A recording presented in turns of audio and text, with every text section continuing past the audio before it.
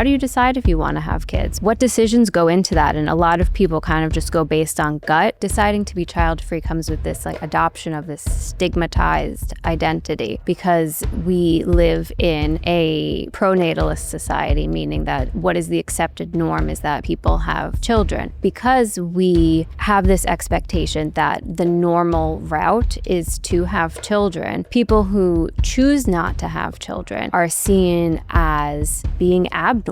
Some people, because of their history of childhood trauma, would say, don't want to do it. And other people were like, that is the exact reason why I want to do it. Break the cycle. Parenting is like the executive function Olympics. For people with ADHD, I imagine that's like standing at the bottom of a mountain and looking up and thinking, how am I going to do that and do it well? So, when are you having kids? It's a question that many of us have heard, and it's not easy to answer. But I'm lucky enough to work with Jordan Davidson. Jordan is, and I mean this in the best and most journalistic of ways, relentless. She's the kind of person for whom a simple answer is essentially an invitation. She's made a career of digging into complex medical and mental health topics and turning them into accessible content. Before joining me at Understood, she was the editorial director at Health, a major health and wellness publication. You've probably seen their articles online. At the time, she was wrestling with her own questions about having a child. When are you having kids? It's not an easy question, and there's no straightforward path to take. It's too complicated and individual and huge. So Jordan, being Jordan, took this question that was so personal to her and decided to ask literally hundreds of people how they've made the choice to have or not have a child. She interviewed people from diverse identities and backgrounds, parents, non-parents, prospective parents, clinicians, and she put it all into a book. It's called So When Are You Having Kids? The definitive guide for those who aren't sure if, when, or how they want to become parents. And I wanted to have her on because it's a question I've wrestled with too. Not just before having my daughter, but again when my husband and I started talking about having a second child. Because when you have ADHD or another mental health disorder, the question of should I have a kid can become a lot more complicated. With all the reporting and writing Jordan's done about this question, she's kind of an expert on the subject. So I wanted to have her on to ask about the different considerations when it comes to parenthood and mental health and learn about all the different frameworks people use when making the biggest decisions in life. This week on Hyperfocus, Jordan Davidson. One of the reasons I wanted to have you on today is because this book is amazing and because you occupy what I feel like is maybe a unique place in that you work here at Understood with me. You know a lot about ADHD. You've asked me multiple times if I think you have it. I do not think that you have it because you are incredibly organized and good at doing things like sitting down during the pandemic and writing a book. You also have a really deep knowledge of everything in this sphere around choices to have or not have a child. So I wanted to have you on to just kind of dig into this, I think, kind of untalked about thing, which is how ADHD can influence the decision to have a child and how it can influence some of the things that you do in that process. There's a lot of different ways that ADHD can influence the decision to have children. And that is in part due to the fact that in general, there's a lot of different things that can influence your decision of whether or not to have children. The challenge is that so much of it is unconscious. We are given so many messages throughout our lives from the ways that our parents raise us or, caregivers or grandparents, from the media. All of these different portrayals of parenthood influence how we think about parenthood. And so the big one that stands out for me when it comes to ADHD is this idea of the idealized parent, of thinking that being a parent means that I must be organized and put together and I have to pack lunches and do all of these things properly. And so that kind of sets a lot of people up for failure, and not just people with ADHD. In the 80s and 90s, there became this focus on what's called intensive parenting. Oh, yes. It's this idea that you have to, give your children this like really rich and developed childhood. And before the 80s and 90s, that didn't really happen as much. And I think if you have older parents or, your grandparents, they'll say, when I was a kid, you sent the kids outside. They didn't have all these extracurriculars and things that kids have nowadays. And so there's a lot of pressure for parents to conform to that.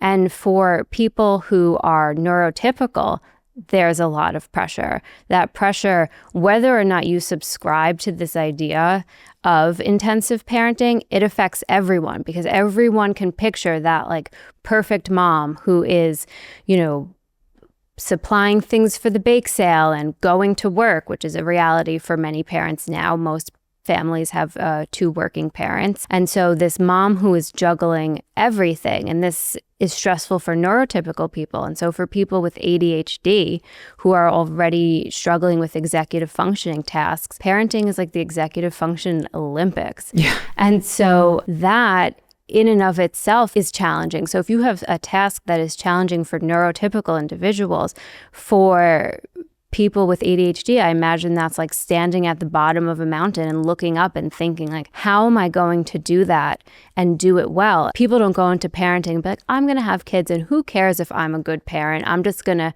do it. But before the 80s and 90s, people really weren't thinking the same way about, is my child going to have this, good, enriching child? It sounds like one of the things that is primary among parents now, and I experience this, I have a 7-year-old to some degree, there's so much pressure to be a certain type of parent, and that type of parent is something that is sort of challenging no matter who you are. Yes. But anathema often for people who have ADHD because it involves so much executive function. Yes. And if we have this idealized version of what it means to be a parent, and we are saying that the majority of society can't fulfill this portrayal, for people who already feel like they aren't adequately like rising to the challenges of modern society and all of the tasks that are required to accomplish in a day, how are they supposed to be this idealized version of a parent? Well, it's funny because you mentioned that you started writing this book during the pandemic. And of course, I have to make the bread joke because that's what you say when people talk about the pandemic. What I was really doing during that time was working from home with a just turned 2-year-old and just barely holding on. Barely holding on was, it's probably safe to say, most people's base state during the pandemic. And with ADHD and a full-time job and a small child, holding on, for me, turned eventually to letting go of neatness, letting go of pants with buttons, screen time limits, letting go of standards and plans, and letting go of the long-held dream of a second child. A lot of women were diagnosed with ADHD during or after the pandemic. That was the thing that pushed them over the edge into getting diagnosed. And a lot of it was around just the challenges of like holding all those balls in the air, like parenting. And granted, during the pandemic, you weren't shuttling people from activity to activity, but there were still a lot of pressures. Like, how do you make sure that your child is in school and they're getting this and they're getting this? There's all of these things that affect the amount of work that you're putting into being a parent. Mm. And for me anyway, that was a moment where, I had a daughter of a certain age and it was the time to decide whether or not to have another child for a number of factors. One, I had postpartum depression, which we now know you're 5 times more likely to have if you have ADHD, which I didn't know at the time. And the amount of work that I was trying to juggle and the amount of stuff that was just like barreling down like the perfect angle of executive function misery, a lot of it resulted in me deciding not to have a second kid, which was not an easy choice. The kids are not Pringles. You don't just keep going, people with ADHD, the disorder, whether you're thinking of it as the primary driver or not, can be a big factor in choosing to have a child at all or to have a second child or a third. You interviewed like how many people for your book? Like over 100, right? Hundreds, yeah. Hundreds. And in those hundreds of people, can you tell me a little bit about like some of the things that you saw that influenced the decision to have a child, to not have a child, and why people were making those choices? It's funny because when I would start these interviews, I'd ask people and then they'd say, well, I just wanted to. And I'd say, well, can you tell me a little bit about that? Why did you want to? And then, we would get into a conversation that would last an hour because it wasn't as simple as I just wanted to. And sometimes it would be people who, had a partner that wanted a child and maybe they were on the fence and they, being with that person made them realize that it was something that they wanted, or they wanted to be able to, share that experience with a partner. But for people who were on the fence or who hadn't made a decision, it was usually because they had some sort of like conflict that they wanted to resolve of, I don't feel like I'm ready because I live in an apartment and it's a 1-bedroom apartment and, how am I expanding and where, my finances aren't in order or, I want to get promoted in my job. Like everyone had these things that they wanted to do because they wanted to be a good parent, which is why I go back to this, how important it is to think about this concept of the idealized parent, because it does make people feel like they have to accomplish certain things before they can have children. You said this thing to me that I hadn't really thought of, but have not stopped thinking about since you told me it, which is that this idea that people associate people who are child-free with a sort of they're less than adults in some way. Yes. And that can be really, unpleasant. And also, I don't think people always ask great questions about why people are child-free if they are, or why people had kids if they did. Yes. But you did. And you said this thing that I am stuck on, which is that people with ADHD are often sort of charged with the same type of immaturity or thoughtlessness or unwillingness to take on responsibility, especially when the disorder's misunderstood. People treat us like we're, less than adults. Mm-hmm. And that child-free people often had a similar experience. Yeah. So deciding to be child-free comes with this adoption of this stigmatized identity because we live in a pronatalist society, meaning that what is the accepted norm is that people have children. And it's kind of complicated.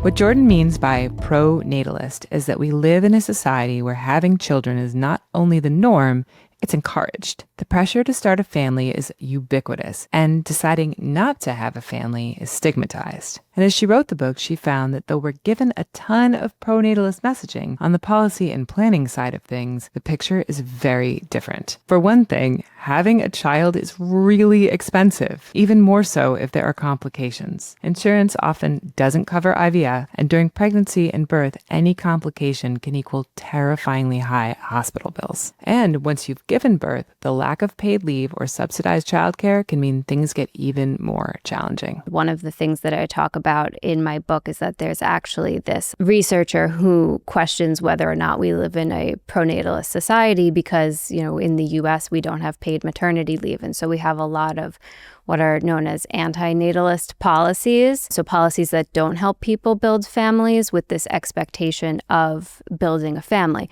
But because we have this expectation that the normal route is to have children, people who choose not to have children are seen as being abnormal, being away from. And before, especially before the 70s, research into child-free individuals really kind of painted them as deviants.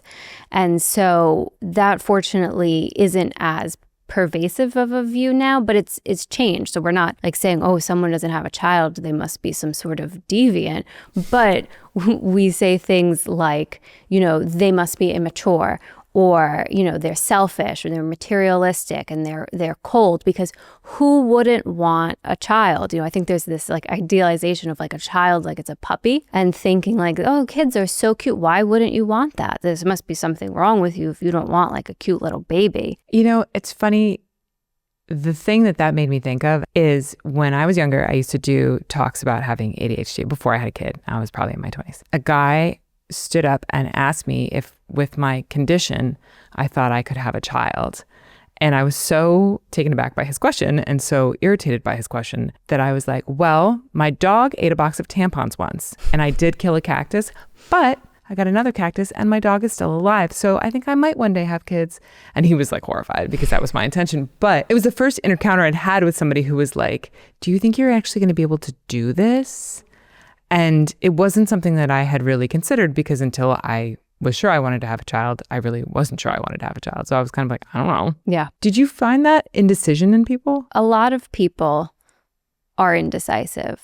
I think most people probably fall within some spectrum of indecisiveness. I think it's a lot less common to know definitively that you do or you don't. And I think people reach points where it feels right.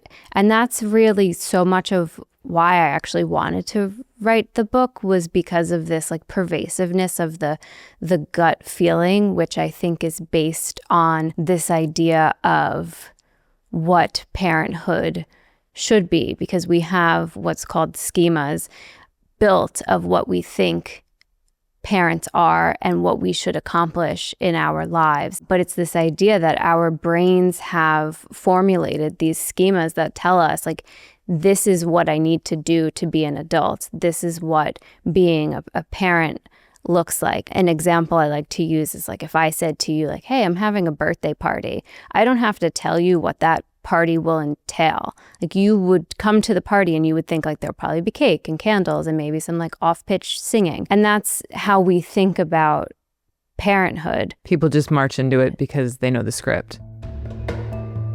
These schemas, the ideas we hold about who or how we need to be, can be really hard to shake, especially because they're often unconscious. They're the powerful, invisible ideas of success or adulthood that more often than not don't match with the reality of our lives. If you start to think about like what that script means for you, or why you're just accepting of this idea that like I have to do this step and this step and this step and this step in order to like complete the game of life, then I think within there for most people is probably the decision that you are looking for, if you just take the moment to kind of break down the thoughts that you have about it consciously and unconsciously, what you have absorbed throughout your life. And that game of life looks pretty different probably if you have any spectrum of neurodiversity. Yes. And we know ADHD and other related learning issues and also mental health issues can be hereditary. So, you know,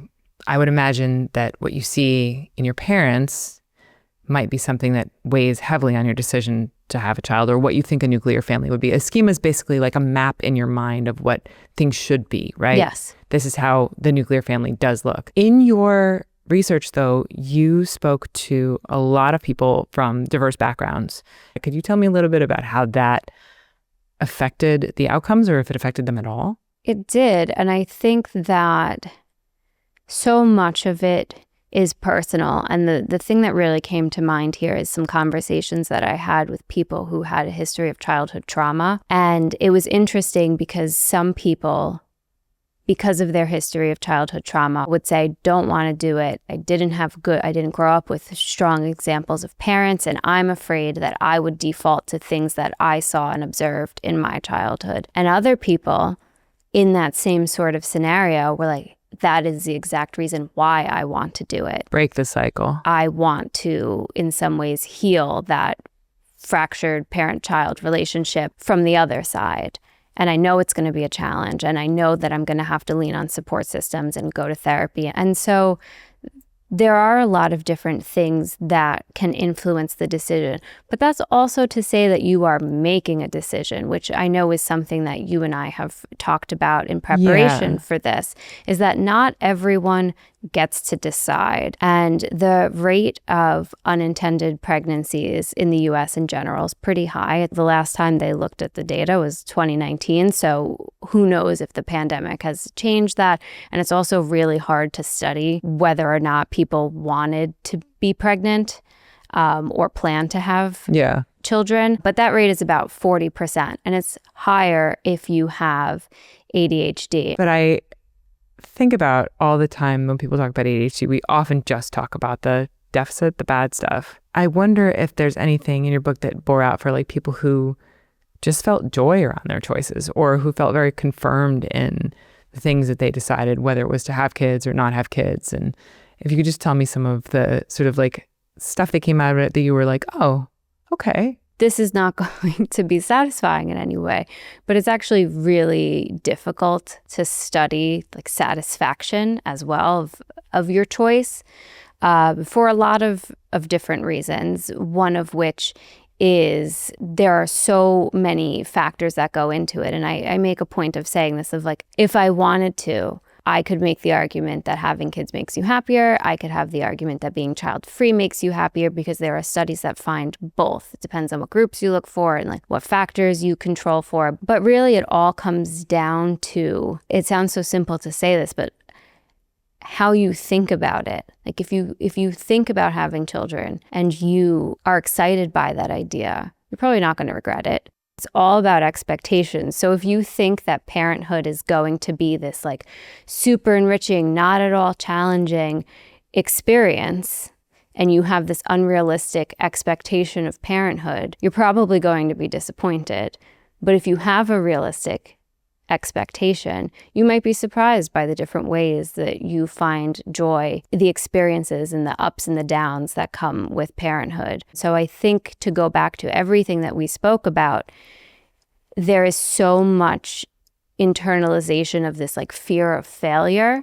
And if you can come at it thinking that like you might not be a perfect parent, but you don't need to be a perfect parent, and that's something that you're actively going to have to work against because you've been conditioned to think that all parents have to be perfect. And if you can cut yourself slack and realize the things that you are good at, that no one else is good at, that you can bring to a child's life and enrich them with, then it is worth it. And it will be good because you are. I'm not going to like turn to a guru and be like, manifest it. But you don't have to be perfect. And so if you have ADHD and your only reason for thinking maybe you shouldn't have kids is because you think you're going to be bad at it, it's kind of like almost setting yourself up for some self-fulfilling prophecy. Because it's true. The way we talk to ourselves and think about parenting has a huge impact on what we decide to do. Like Jordan said, those schemas have a big hold, and shedding them isn't easy. But doing that is the only way we can move forward with the kind of parents we actually want to be. Because ADHD or not, none of us will ever be the 2025 version of June Cleaver.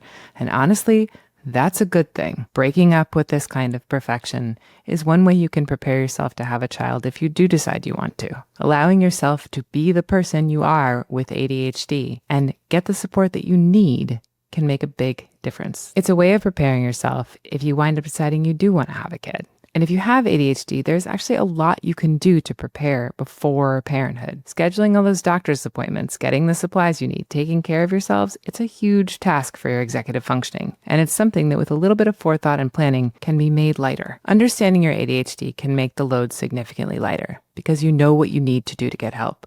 Lightening the executive functioning tasks, finding tools that help you, getting prepared in a number of ways, including and not limited to your mental health. But for people who are co-parenting, the X factor can be your partner. So Jordan had some ideas about how to work with your partner to plan ahead for some of the invisible labor and stress that can come with child rearing. One of the things that I feel like is very important in this realm is division of labor and invisible labor. Yes.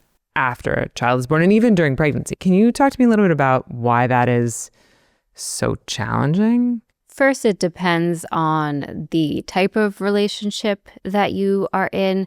The division of labor tends to be more equitable in same-sex partners. And so I think really what you are talking about here is the inequitable division of labor typically seen in heterosexual couples, which True. is where the female partner does the lion's share of the work. We see that in research, right? That's not just something that we're saying. No, it's in the research as well, yes. That's not to say that in all same-sex relationships it's always equitable and fair, but there tends to be more satisfaction with the division of labor among same-sex couples compared to heterosexual couples. Having said that, to focus on heterosexual couples, part of it is where women do the lion's share of work because sometimes they have to, right? If it's the woman who's pregnant, that is a one body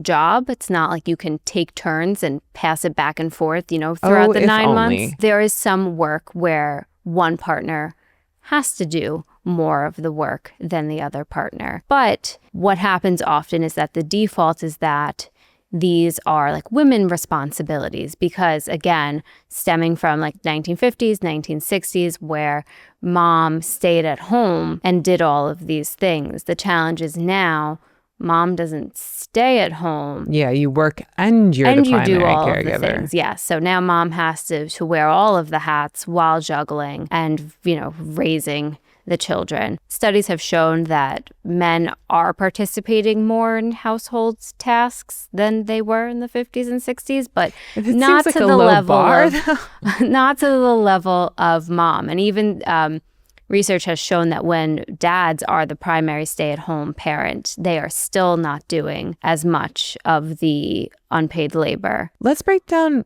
what that labor is, because I think that's important to the ADHD-ness of it all. Yes. Which is like, we're talking about scheduling, planning, remembering everybody's birthday, managing everybody's emotions. Meals. All of these things. Meals. All of these like consistent micro decisions that you're making throughout the day that require executive function, working memory, the ability to manage emotions and not only your own. Yes. Getting everyone out of the house and on time, waking up. You're the planner, the alarm clock, the shopping list, all of these different things. And so really the key is to have an open discussion with your partner, and it will be different for partners in relationships where both sides have ADHD versus where one partner has ADHD and the other might not. But what it comes down to is figuring out what works for you. And it's better if you figure it out before you need to. So, learning about, taking a parenting course, learning about what parenting looks like in the first 6 months so that you're not like, okay, who's waking up to do the nighttime feeds that night, like the first night you bring the baby home. Yeah. So having all of those discussions early on and then kind of breaking out of this idea that fair means 50-50. I think a lot of people think about like, well, what's fair? I'll do half and you do half. For some people, sure, that's fair. But actually what research tells us is that fair is whatever you agree on is fair. And so if one partner does 70% of tasks and the other partner does 30, if both people agree that that's fair because let's say, one person's parental leave is longer and so they're going to take on maybe more of the in-house tasks while the other partner is working, and so it's going to be 60-30, 60-40. Or one person has better organizational abilities and the other one is better able to deal with emotions or whatever it is, breaking it down by ability and probably by availability. Yes. And so fair is what you agree on. And I remember an example that I heard when I was interviewing people of a parent who wasn't good at the executive functioning type tasks, but loved playing with the kids. And that's actually something that not a lot of parents enjoy, is all of the playtime activities. You're like, how long is this game? Yes. This game seems like it's forever. I think a lot of people before they have children, they're like, playtime, it seems so fun. Like you just get to play. But then when it's every day has like a playtime component. And the rules never stay the same. Let me just tell you, in child games, it's always like, wait, I thought I was a tiger. And she's like, no, you're not. Exactly. And so if there's one parent who enjoys more of those like unstructured, imaginative playtime, that could be another parent's hell. And so saying like, hey, I'm going to do more of the playtime and the fun and the, keeping our child from being bored. And while I'm, sitting at the imaginary tea party, you're going to go food shopping. Yeah. That could feel fair if one partner loves food shopping. But if your partner is the one who wants to be at the tea parties and you've relegated them to just doing all the scheduling while you get to be the fun parent, that's not fair. So a lot of it is about, I would imagine, and I know this is borne out in the research that you saw, communication. Yes. If you're knowledgeable about, it's argument for being knowledgeable about yourself too. If you know what you need, it's easier for you to communicate it. So if you have ADHD and you are thinking about having a kid, thinking about how will these two things interact and what will I need from my partner if I am partnered, and what might I need from my family or my friends or the people who are my support system, that can help you manage all sorts of potential challenges and maybe make the decision, if not easier, at least something that you can see the future a little bit more clearly. Yes. And of course, that's so much easier said than done because ADHD comes with a lot of shame. And so it can feel hard to approach or say the things that you're bad at or ask for help, especially if you know that it annoys everyone that you are constantly late or that you forget things. Yeah. But you will need help if you become a parent. Yes. No one can do it on their own, although people do. But it takes resources to do it. And eventually, there are ways like after school programs and pre-K and things that people can use to support themselves. But if you don't have to do it on your own, preparation can make it easier. Yeah. Hyperfocus is made by me, Rae Jacobson, and Cody Nelson. The book is So When Are You Having Kids by Jordan Davidson. It's available in any store, on Amazon, on Bookshop, which I highly recommend, and I think you'll be very pleased you read it. Our music comes from Blue Dot Sessions. Video is produced by Calvin Kinney and edited by Alyssa Shea. Brianna Berry is our production director, and Neil Drumming is our editorial director. If you have any questions for us or ideas for future episodes, write me an email or send a voice memo to hyperfocus@understood.org. This show is brought to you by understood.org. Our executive directors are Laura Key, Scott Koshier, and Jordan Davidson. Understood is a nonprofit organization dedicated to empowering people with learning and thinking differences like ADHD and dyslexia. If you want to help us continue this work, you can donate at understood.org/give.